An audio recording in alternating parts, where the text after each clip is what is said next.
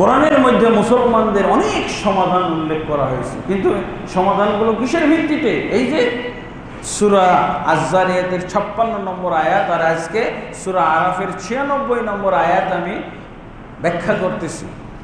ইবাদত করলে সব সমাধান। কিসের সমাধান? ঈমান এবং ইবাদতের মাধ্যমে আল্লাহ সব কিছুর সমাধান আমাদেরকে দিতে চেয়েছেন। এমনকি আল্লাহ কি বলছেন? সূরা আলে ইমরানের 160 নম্বর আয়াতে বলছেন, ওয়ালা তাহিনু ওয়ালা তাহজানু ওয়া আনতুমুল আ'লাউনা ইন কুনতুম মুমিনিন। সূরা আলে ইমরানের 160 নম্বর আয়াতে বলছেন, তোমরা চিন্তা করো না, তোমরা দুর্বলতা অনুভব করো না যে আমরা পারবো নাকি, আমাদের দ্বারা হবে নাকি। হ্যাঁ, আল্লাহ কি বলছেন? চিন্তা করো না, দুর্বলতা অনুভব করো না, হীনবল হয় না।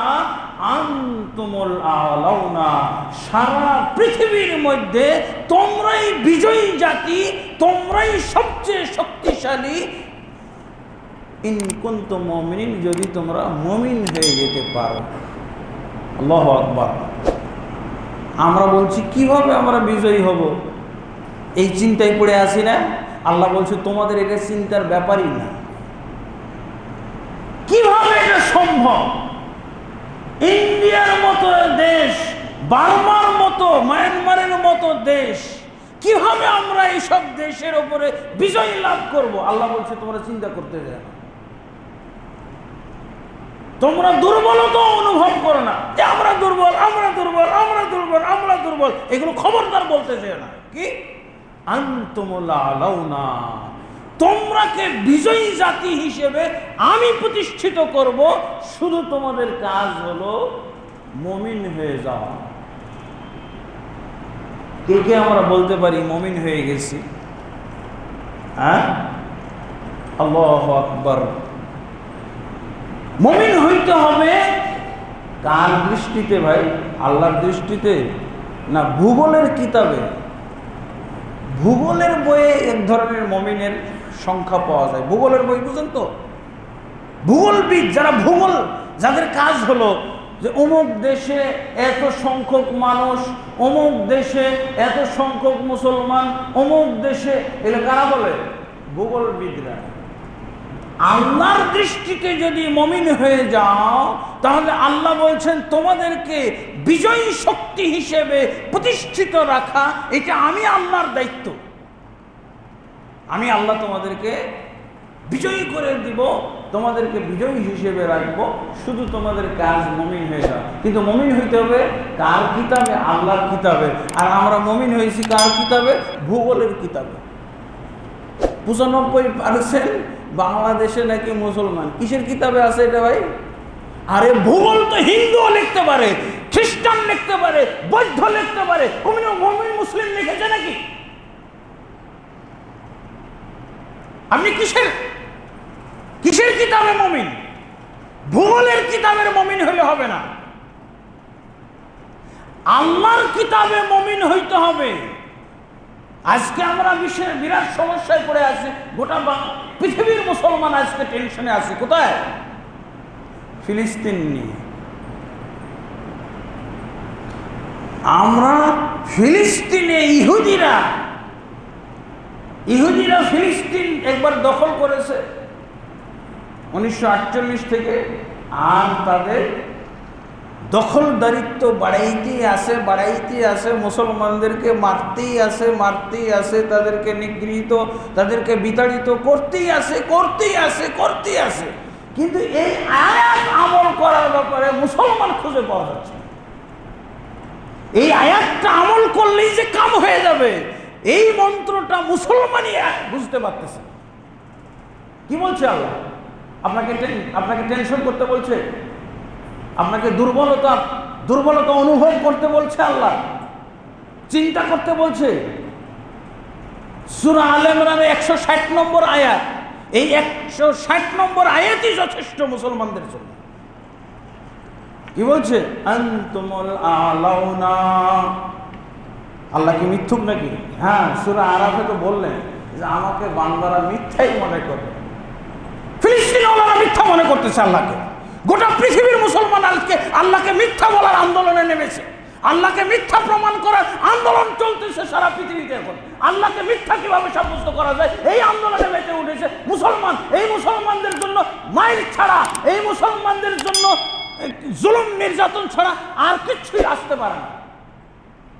আল্লাহ কত বড় আফসোস করেছেন, ওয়ালাকিন কাযযাবু, কিন্তু আমার বান্দারা আমাকে মিথ্যা প্রতিপন্ন করেছে। ফাআখাযনাহুম বিমা কানু ইয়াকসিবুন, অতএব আমি আল্লাহ তাদেরকে দেখিয়ে ছাড়বো আমাকে মিথ্যা প্রতিপন্ন করার শাস্তি আমি তাদেরকে দিয়েই ছাড়বো। কত সহজ ছিল। কি বলছে আল্লাহ? তোমাদের দুর্বলতা অনুভব করার কোনো প্রয়োজন নাই, চিন্তিত হওয়ার কোনো প্রয়োজন নাই। আনতুমুল আলাউনা, তোমরাই বিজয়ী জাতি। ইন কুনতুম মুমিনিন, যদি তোমরা মুমিন হয়ে দেখাইতে পারো আমাকে।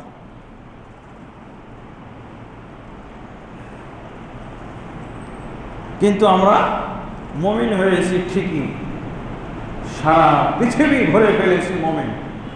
150 কোটি, 250 কোটি মুমিন মুসলিম, কিন্তু সব হলো ভূগোলের কিতাবের মুসলমান, আল্লাহর কিতাবের মুসলমান খুঁজে পাওয়া যাবে। মসজিদুল হারামের খতিবের জরিপ, আমি যদু মিয়া, আমি কি বুঝি? আমি বাংলাদেশি একজন মৌলভী সাহেব, মসজিদুল হারামের খতিব আবু সামহ আব্দুল জাহের নুরুদ্দিন। মসজিদুল হারাম কোথায় ভাই? বেড়াইদের কোন পাড়ায়? হ্যাঁ, বেড়াইতে আসে নাকি মসজিদুল হারাম? মক্কাতে পৃথিবীর মধ্যে সবচেয়ে বড়, সবচেয়ে পবিত্রতম এবং সবচেয়ে প্রাচীনতম মসজিদ হলো মসজিদুল হারাম, মক্কার মসজিদ যেটাকে বলে। এই মসজিদের খতিব কি বলছে? তার একটা লেখা কিতাবের মধ্যে আছে হায়াতুল কুলুব। আমি এটা প্রায় বলি, এটা বলতেই হবে। অত্যন্ত সূক্ষ্ম জরিপ, অত্যন্ত একেবারে নিখুঁত একটা জরিপ উনি চালিয়েছেন। কি বলছেন? বর্তমান যে পৃথিবীতে মুসলমানদের সংখ্যা পাওয়া যায়, এই সংখ্যা মুসলমানের মধ্যে যদি প্রকৃত মুমিন খুঁজতে যাওয়া যায়, যেই মুমিনদেরকে আল্লাহ বিজয়ী করতে চেয়েছেন, যেই মুমিনদেরকে আল্লাহ সাহায্য করতে চেয়েছেন, দেখছেন সূরা ইউনূসের মধ্যে পাওয়া যায়,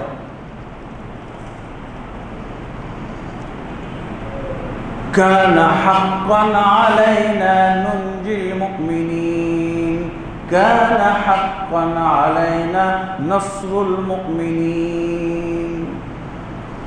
আল্লাহ বলছেন আমার উপরে আমি ফরজ করে নিয়েছি, আমাদের উপরে ফরজ জুমার নামাজ পড়া, 5 ওয়াক্ত সালাত পড়া। আর আল্লাহ বলছেন আমি আমার উপরে ফরজ করেছি কি? নাসরুল মুমিনিন, মুমিনদেরকে সাহায্য করা। মুমিনদেরকে সাহায্য করা এটা আল্লাহর ফরজ। আল্লাহ ফরজ পালন করে? মুমিন নাই তো ফরজ কি পালন করবে? মুমিন থাকো, আমি ফরজ পালন করব। আল্লাহ, তাহলে এই কথাগুলো সব মিথ্যা হয়ে যেতেছে না বর্তমান অবস্থা দেখলে? আল্লাহ বলছেন কানা হাক্কান আলাইনা নাসরুল মুমিনিন, আমি আল্লাহ ফরজ করে নিয়েছি যারা মুমিন তাদেরকে সাহায্য আমি করবই। কানা হাক্কান আলাইনা নুনজিল মুমিনিন, আমি আল্লাহ আমার উপরে ফরজ করে নিয়েছি মুমিনদেরকে আমি নাজাত দান করব, পরিত্রাণ দান করব, তাদেরকে আমি রক্ষা করবই। কিন্তু মুমিন রক্ষা হচ্ছে কোথায় কোথায়? অরক্ষিত মুমিন, কোথায় কোথায় নির্যাতিত মুমিন মুসলিম। বার্মা সাপ, মায়ানমার সাপ করে বাংলাদেশে কিছু আমরা মুমিন পালতেছি। আল্লাহ মনে হয় তাকাননি, এদের দিকে তাকিয়েও দেখেননি, এদের দিকে নজরও দেননি। আল্লাহর খাতায় মুমিনই নাই। গোটা মায়ানমারে আল্লাহর দৃষ্টিতে মুমিন ছিল কিনা আল্লাহই জানে। নাহলে ফরজ পালন করলেন না কেন? আল্লাহর ফরজ তিনি যে বলছেন আমি ফরজ পালন করব, কানা হাক্কান আলাইনা নাসরুল মুমিন, আমার উপরে ফরজ করে নিয়েছি মুমিনদেরকে আমি সাহায্য করবই। সেই আল্লাহ গেল কোথায়? আল্লাহ কি মারা গেছে নাকি? আল্লাহ কি মারা গেছে নাকি? সেই আল্লাহ যে আল্লাহ কোরআনে নিজের উপরে মুমিনদেরকে সাহায্য করা ফরজ করেছেন, মুমিনদেরকে রক্ষা করা ফরজ করে নিয়েছেন, সেই আল্লাহ কি মারা গেছে নাকি? না মুমিন মারা গেছে, আল্লাহর খাতা থেকে উচ্ছেদ হয়ে গেছে, আল্লাহর খাতা থেকে একেবারে মোচন হয়ে গেছে, আল্লাহর খাতা থেকে ভ্যানিশ হয়ে গেছে, এরকম কিনা?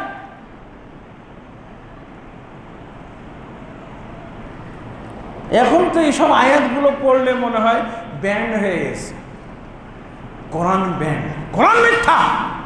আল্লাহ তো সেটাই বলছেন সূরা আরাফের 96 নম্বর আয়াত, ওয়ালাকিন কাযাবু, মুসলমানদের এখন আন্দোলন চলতেছে আল্লাহকে কে কত মিথ্যা প্রতিপন্ন করতে পারে।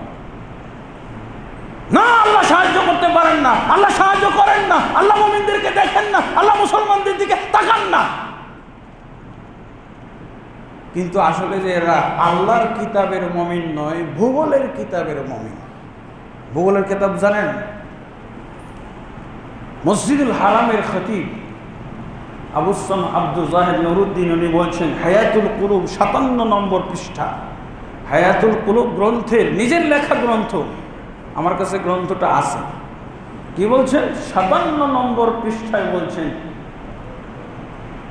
যে বর্তমান বিশ্বে হাজারে একজন মুমিন মুসলিম আছে কিনা সন্দেহের ব্যাপার, হাজারে একজন। তা আমি চিন্তা করলাম যে হাজারে একজন উনি মাপলেন কিভাবে? উনি কি সারা বিশ্ব ঘুরেছেন? সারা বিশ্ব চষে বেড়াইছেন? বাংলাদেশে আসছেন? হ্যাঁ, বাংলাদেশ জরিপ করেছেন? ইন্ডিয়া ঘুরেছেন? না, উনার এই জরিপটা কিসের উপরে হয়েছে?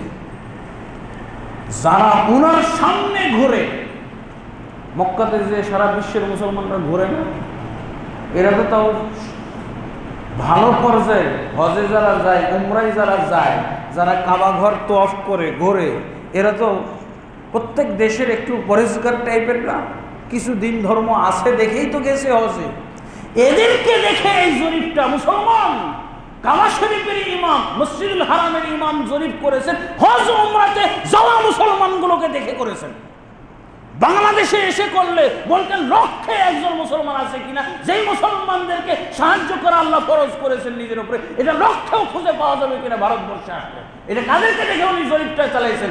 যারা কাবা শরীফের তওয়াফ করে, যারা মসজিদুল হারামে হাজিরা দিতে আসে, এদেরকে দেখে এই জরিপ। হাজারে একজন এই হাজী সাহেবদের মধ্যে মুমিন মুসলিম আছে কিনা আল্লাহই ভালো জানে।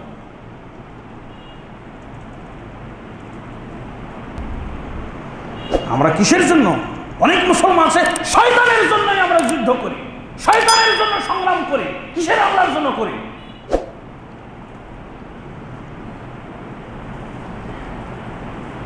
বন্ধুগণ, আসলে মামুলি দুঃখে এই কথাগুলো বের হচ্ছে না, অনেক দুঃখ মুসলমানদের আজকে হাল দশা। আল্লাহু আকবার। আল্লাহ কি বলছেন? 123 নম্বর আয়াত, সূরা আলে ইমরানের 123 নম্বর আয়াতে কি বলছেন? ওয়ালাকাদ নাসারাকুমুল্লাহু বিবাদরিন ওয়া আনতুম আযিল্লাহ। আল্লাহ তো থিওরিক্যাল ভাবে এই বক্তব্যগুলো দিয়ে রেখেছেন, তোমাদের কোনো চিন্তা করার দরকার নাই, আমি তোমাদেরকে বিজয়ী করব। আর আল্লাহ কি বলছেন? লাকাদ নাসারাকুমুল্লাহু বিবাদরিন ওয়া আনতুম আযিল্লাহ। তোমাদেরকে আমি বদরের যুদ্ধে সাহায্য করেছিলাম, মনে আছে? কাকে বলতেছে? মুহাম্মদ সাল্লাল্লাহু আলাইহি ওয়াসাল্লাম এবং সাহাবায়ে কেরাম।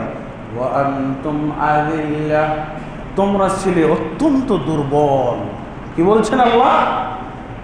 1000-এর বিরুদ্ধে 313 জন বিজয়ী হওয়ার কল্পনা করা যায়? এই জন্য আল্লাহ বলছেন ওয়া আনতুম আযিল্লাহ, তোমরা খুবই দুর্বল ছিলে, আমি তোমাদেরকে সাহায্য করেছি বদরের যুদ্ধে। এবার নাম ধরে ধরে বলা শুরু করলেন। এতক্ষণ তো বলছেন আমি ফরজ করে নিয়েছি মুমিনদেরকে সাহায্য করব, এবার স্পটের নাম বলছেন আল্লাহ। সূরা আলে ইমরান 123 নম্বর আয়াত। 313 জন, তারপরও তাদের ঘোড়া নাই, অস্ত্র নাই, জনবল নাই, আর 313 জন 1000-এর বিরুদ্ধে যুদ্ধ করতে গেল। কোথায়? বদরের যুদ্ধ।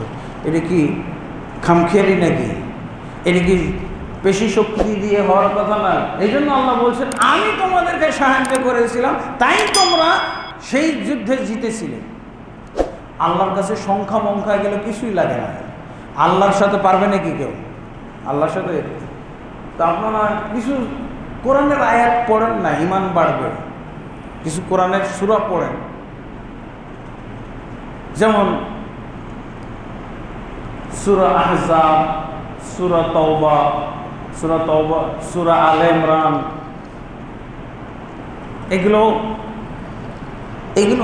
এগুলোর মধ্যে আল্লাহ বলছেন। তারপরে সূরা তাওবার 24-25 নম্বর আয়াতে কি বলছেন? লাকাদ নাসারাকুমুল্লাহু ফী মাওয়াতিন কাসীরাতিন ওয়া ইয়াওমা হুনাইন। তোমাদেরকে আল্লাহ বহু জায়গাতে, বহু যুদ্ধে তোমাদেরকে আল্লাহ কি করেছেন? সাহায্য করেছেন। হুনাইনের যুদ্ধেও সাহায্য করেছিলেন। হুনাইনের যুদ্ধেও আল্লাহ সাহায্য করেছিলেন। কিভাবে? আল্লাহ তাআলা পাঠাইছেন গাজওয়া, খন্দকের যুদ্ধের কিসসা। খন্দকের যুদ্ধে আল্লাহর কাছে কাফেরদের কোনো সংখ্যা মংখ্যা কিছু লাগে না, খালি ঈমান থাকলে, ঈমানদার থাকলে, ঈমানদারদেরও একটা সংখ্যা লাগবে, ন্যূনতম সংখ্যা। ঈমানদের ন্যূনতম একটা সংখ্যা, ঈমানদার তৈরি করতে হবে আমাদেরকে। ন্যূনতম সংখ্যা তৈরি করতে হবে, কমপক্ষে 10 ভাগের 1 ভাগ। আল্লাহ বলছেন 10 ভাগের 1 ভাগ যদি তোমরা মুমিন হয়ে যাও, 9 ভাগ কাফেরকে তছনছ করে দেবে। তোমাদেরকে আমি সৃষ্টি করেছি ইবাদতের জন্য, আমার প্রতি ঈমান আনার জন্য। সেটাও যদি না করো তো আমি তোমাদের সাহায্যে যাবই না। ন্যূনতম সংখ্যাটা পূর্ণ করো। ন্যূনতম সংখ্যা কি? হ্যাঁ, ইয়াকুম মিনকুম 20 সাবিরুন ইয়াগলিবু মিয়াতাইন। তোমরা যদি 200 জন কাফেরের বিপরীতে 10 জন যদি প্রকৃত মুমিন তোমরা রেডি হও, তাহলে আমি ওই 200 জন, তার মানে 10 জনকে তোমাদের হাতে পরাজিত করে দেবে। সূরা আনফাল। কিন্তু বাংলাদেশের কি ঘটনা? 95% নাকি মুসলমান আর 5% কাফের। হ্যাঁ, আল্লাহ কি বলছেন? 5% মুসলমান যদি থাকতো বাংলাদেশে আর 95% কাফের থাকতো, তো প্রকৃত মুসলমানের হিসাব নিকাশ অনুযায়ী 5% মুসলমান এই দেশে ক্ষমতায় থাকতো। এটা হলো আল্লাহর হিসাব। কিন্তু আমরা ভূগোলের বইয়ের মুমিন মুসলমান গণনা করি, ভূগোলের কিতাবে। এখন ভূগোলের কিতাবের কারণে সংখ্যার ক্ষেত্রে, মুমিনের ক্ষেত্রে উলট পালট হয়ে যেতেছে। 5% কাফের 95% মুসলমানকে কানে ধরে উঠাইতেছে, বসাইতেছে। এই তুই ওয়াজও করতে পারবি না, এই থাম থাম থাম থাম, তোর ওয়াজ বন্ধ। কে বলতেছে এটা? 5% কাফের। আর যদি আল্লাহর খাতার মুমিন হইতো, আল্লাহর কিতাবের মুমিন হইতো, তো 5% মুমিন হয়েও 95% কাফেরকে কি করতো? কানে ধরে উঠাইতো, বসাইতো। কিন্তু হয়েছে উল্টাটা। 5% কাফের 95% মুসলমানকে কানে ধরে উঠাইতেছে, বসাইতেছে। মুসলমান তাও লজ্জাও করে না, কোনো লজ্জা নাই, কোনো শরম নাই, একেবারে বেশরম, বেলজ্জা মুমিন মুসলমান এই দেশে। 95% মুসলমানকে 5% কাফেরে কান ধরে উঠাইতেছে, বসাইতেছে। তাদের বিধর্মী সংবিধান এদের উপরে চাপাই দিয়েছে। কোরআন হাদিস ছিল, কোরআন হাদিস। নবীর সংবিধান কি ছিল? সাহাবায়ে কেরামের সংবিধান কি ছিল? দেশ পরিচালনা, সমাজ পরিচালনা, ব্যক্তি পরিচালনা, অর্থনীতি পরিচালনা, সব কিছুর পরিচালনার কি ছিল? সংবিধান ছিল কোরআন আর হাদিস। এখন 5%-এর সংবিধান আমাদের বাংলাদেশে কোন 5%-এর সংবিধান 95%-এর উপরে চাপাই দেওয়া আছে। মুসলমান আজও খেয়ালেও করে না। এত অনুভূতি শূন্য, ইমান শূন্য, লজ্জা শূন্য, হায়া শূন্য মুসলমান, অনুভূতি শূন্য মুসলমান, জ্ঞান শূন্য মুসলমান, যে তাদের মাথায় ধরে না। তারা এখনো চিন্তাই করেন, একদিনও চিন্তা হয় না। হ্যাঁ, তাই তো 5% কাফের আমাদের উপরে আধিপত্য বিস্তার করেছে। 5% কাফের আমাদের প্রেসিডেন্টকে ঘুরাইতেছে, আমাদের প্রধানমন্ত্রীকে কান ধরে ঘুরাইতেছে, বসাইতেছে, উঠাইতেছে, বসাইতেছে, আমাদের গোটা মন্ত্রী সভাকে, আমাদের সব এমপিকে, সব চেয়ারম্যানকে, সব 5% কাফের কান ধরে উঠাইতেছে, বসাইতেছে। কোরআনের কথাটাও মুখে নিতে দেবে না।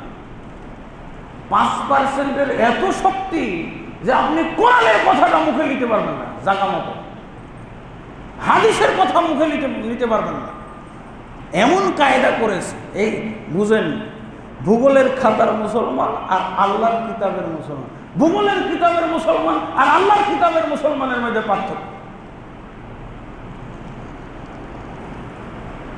মুতার যুদ্ধ, হুনাইনের, উহুদের যুদ্ধে 3000, খন্দকের যুদ্ধে 3000 মুসলমান, 10,000 কাফের। মুতার যুদ্ধে 3000 মুসলমান, 2 লক্ষ কাফের। হিসাবে মেলে মুতার যুদ্ধ 8ম হিজরিতে হয়েছিল, 2 লক্ষ কাফের আর 3000 মুসলমান। মাথায় ধরে মুসলমানরা জিতছে। সব জায়গায় দেখা যাবে খন্দকের যুদ্ধে, পরীক্ষার যুদ্ধে 3000 মুসলমান, 10,000 কাফের। এত বেশি সংখ্যক লোকের সাথে যুদ্ধ আর কখনো হয় নাই। মুসলমানরা তো খুব চিন্তিত হয়ে গেল। মুসলমানদের চিন্তার শেষ নাই। আল্লাহ বললেন যে আজকে আমি যুদ্ধ করব, তোমরা 3000 টেরও পাইবা না। 10,000 কাফেরকে কিভাবে আমি সাহায্য করতেছি তোমরা টেরও পাইবা না। খন্দকের ওই পাশে 10,000 কাফের আবু সুফিয়ানের নেতৃত্বে, আর মদিনার দিকে খন্দকের এই পাশে 3000 মুসলমান। খুব আতঙ্কগ্রস্ত। আপনারা একটু কোরআনটা পড়বেন ভাই, একটু ইমান তাজা হবে, আল্লাহ যে আছে বুঝতে পারবেন। আল্লাহ বললেন কি, তোমাদের একজনকে আজকে যুদ্ধে আমি ব্যবহার করব না, আমি একাই আল্লাহ যুদ্ধ করব। আল্লাহ যে বাস্তবেও যুদ্ধ করে দেন, এটার নজির আপনি পাবেন সূরা আহজাব মানে যৌথ বাহিনী। 9 নম্বর আয়াত থেকে 15 নম্বর আয়াত পড়বেন, কিসসা আছে। কি কিসসা? বল, খন্দকের এই পাশে মুসলমানরা খুব চিন্তিত, মানে আতঙ্কিত, আশঙ্কিত, দোয়া কালাম পড়তেছে। মুনাফিকরা বলতেছে, হায় হায়, আজকে এখানে লাশ হয়ে থেকে যাব। কেন মুহাম্মদের উপরে ঈমান আনছিলাম, কেন আল্লাহর উপরে ঈমান আনছিলাম, আজকে তো একেবারে শেষ, ধ্বংস। আল্লাহ এর মধ্যে কি করলেন? ফারসালনা আলাইহিম রিহান ওয়া জুনুদান লাম তারাউহা। আল্লাহ বললেন, তোমরা যখন এতই আতঙ্কিত, এতই চিন্তিত, এতই তোমরা আশঙ্কিত থাক, তোমাদের কামেই লাগাবো না। আজকে কি করলেন? আল্লাহর যুদ্ধ করলেন। যুদ্ধ করার জন্য কি বাহিনী নিয়ে আসলেন? আরসালনা আলাইহিম রিহান, আমি প্রচণ্ড বেগে ঝড় তুফান আমি তাদের মধ্যে চালু করে দিলাম। তাদের মধ্যে আল্লাহর বাহিনী প্রচণ্ড বেগে ঘূর্ণিঝড় আমি চালু করে দিলাম ওই 10,000 কাফেরের উপরে। থাক, তোরা রেস্টে থাক। এত আতঙ্কিত, আমি সাহায্য করব, এগুলো এত বলার পরে আতঙ্কের কি আছে? তারপরে তোমরা যখন এত আতঙ্কিত, যাক তোমাদেরকে জানতেই দেব না, তোমাদের শত্রুদেরকে আমি কিভাবে পরাস্ত করে দিচ্ছি। আরসালনা আলাইহিম রিহান, আমি তাদের উপরে প্রচণ্ড বেগে ঝড় চালু করে দিলাম। ওয়া জুনুদান লাম তারাউহা, এবং ফিরিস্তা, এই ঝড় পরিচালনার জন্য ফিরিস্তাও পাঠাইলাম, এমন বাহিনী পাঠাইলাম যা তোমরা চোখে দেখনি, দেখা যায় না। ফিরিস্তাকে দেখা যায়? জিনও দেখা যায়।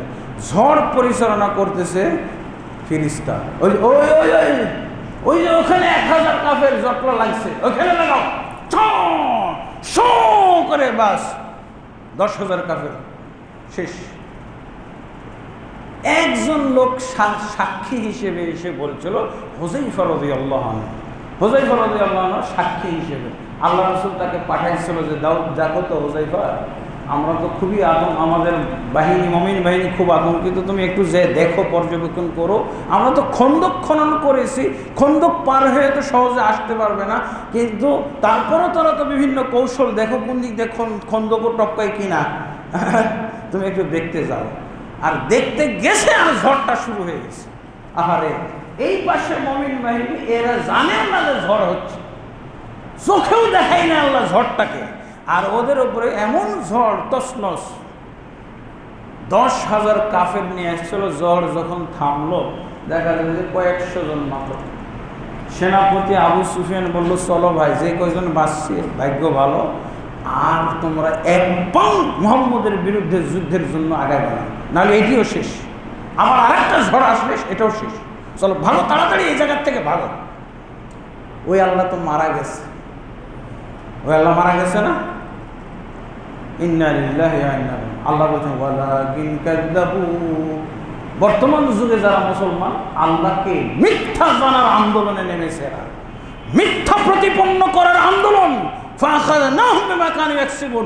অতএব আল্লাহ বলছেন, আমি এই মুসলমানদেরকে অবশ্যই আমিও এদের বিরুদ্ধে লেগে গেলাম। এমন মুসলমান যে আল্লাহকে এদের বিরুদ্ধে নামতে হইতেছে, কাফেরের পক্ষে মুসলমানের বিরুদ্ধে আল্লাহ নামতেছে। ঝড় তুফান, যেই ঝড় তুফান দিয়ে আল্লাহ কাফের শায়েস্তা করেছেন, এই ঝড় তুফান এখন মুসলমানের উপরে দেওয়া হয়। টর্নেডো, নার্গিস, হ্যাঁ কি কি আরো সুন্দর সুন্দর নাম। আল্লাহ এদের বিরুদ্ধে লেগে গেছেন, কারণ আল্লাহ বলে দিয়েছেন, হুমকি দিয়েছেন না, ওয়ালাকিন কাযযাবু, আমার বান্দারা আমাকে মিথ্যা জেনেছে, আমাকে বিশ্বাস করে না, আমার প্রতি ঈমান তাদের নেই, আমার ইবাদতে তারা বিশ্বাসী না, অতএব আমিও তাদের বিরুদ্ধে লেগে গেলাম। এই যে মায়েরটা খাচ্ছে, এটা আল্লাহর পক্ষ থেকেও মায়ের, এটা আল্লাহর পক্ষ থেকেও মায়ের। এই টর্নেডো, এই ঘূর্ণিঝড়, এই ঝলোচ্ছ্বাস, এই যে করোনা, এগুলো আল্লাহ পাঠাইছে শুধু কাফের মারার জন্য না। কাফেরদেরকে তো দুনিয়াতেই শেষ, পরকালে তো শুধু ডাইরেক্ট জাহান্নাম। মুসলমানদের কোনো হিসাব নিকাশ আছে? বন্ধুগণ, সহজ দুঃখে এই বক্তব্যগুলো আমরা দিচ্ছি না। কোরআনের বাস্তবতা, কোরআনের দলিলগুলো সামনে নিয়ে যদি আমরা এখন মুমিন মুসলমানদেরকে মিলাই, তাহলে মিলে না। একজন বলেছিল যে আমি কোরআন পড়ে মুসলমান হয়েছি, আমি যদি মুসলমান দেখে মুসলমান হইতাম তাহলে আমার ভাগ্যে ইসলাম আনা হইতো না। মুসলমানদের আমল আচরণ যদি আমি বাস্তবে দেখতাম তাহলে মুসলমান হইতাম না, আমি কোরআন পড়ে মুসলমান হয়েছি। লন্ডনের এক লোক বলেছে, এই হলো আমাদের মুসলমানদের বাস্তবতা। এখানে শুধু ইহুদিরা ফিলিস্তিনকে মারতেছে, মনে করতেছেন আল্লাহ মারতেছে। আল্লাহ, এটা তো হাদিসও আছে, যখন মুমিন মুসলমানরা আল্লাহর বিধান ত্যাগ করবে, আল্লাহর ইবাদত বন্দেগী বাদ দিয়ে দিবে, তখন আল্লাহ তাবারক ওয়া তাআলা কি করবেন? তাদের উপরে তাদের শত্রুকে চড়াও করে দেবেন, তাদের শত্রুকে চড়াও করে দেবেন। ইবনে মাজার মধ্যে হাদিসও এসেছে, শত্রুকে আল্লাহ চড়াও করে দেবেন। এটাই হলো আল্লাহ বলছেন, আমাকে মিথ্যা প্রতিপন্ন করার ফল আমি তোমাদেরকে দেখাবো, আমি তোমার থেকে প্রতিশোধ নেব। আমাকে তোমরা মিথ্যাবাদী সাব্যস্ত করেছো, আমি অবশ্যই এর প্রতিশোধ নিব মুসলমানদের থেকে।